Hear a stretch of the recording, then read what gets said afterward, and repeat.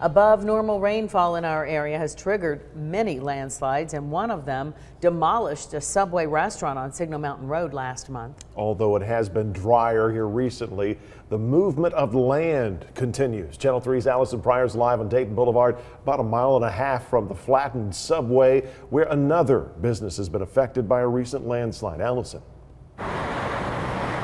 Yes, here at awardcountry.com on Dayton Boulevard, across from the Ace Hardware, they made it through the heavy rain of February, but just last week were impacted by a landslide. It all started on Tuesday with a tree falling down, and then mud and rock fell on Thursday overnight. Dennis Hendricks, the president of awardcountry.com, is not sure how to move forward. The break room on the back side of the building and parking lot were badly damaged in the landslide.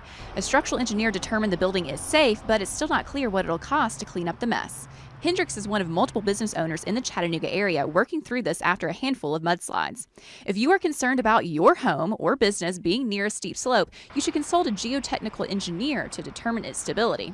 There are several factors that make an area more susceptible to landslides. First is the force of gravity on a slope. The steeper the slope is, the greater the pull would be towards downward. That's what gravity does. And then on top of that, the materials. Other factors include the geology, soil type, vegetation, and proximity to groundwater. The Natural Hazards Mitigation Plan lists landslides as a potential hazard in Hamilton County. Professionals can determine if a slope is stable, but it's impossible to predict when one could fail. Rainfall often acts as a trigger. If we have prolonged rainfall, that makes the soil saturated, and on top of that, the extra load of the water that is there, that triggers the slide. Professor Azad Hossein says mapping past landslides helps identify areas that are susceptible.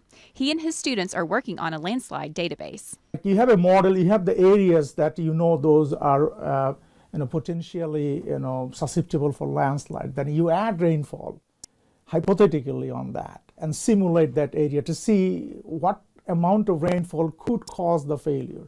Their goal is to create a map laying out the areas in Hamilton County most likely to be home to a landslide. Hossein hopes to have the historic landslide map out in the next few months. It would be available through a portal on UTC's website.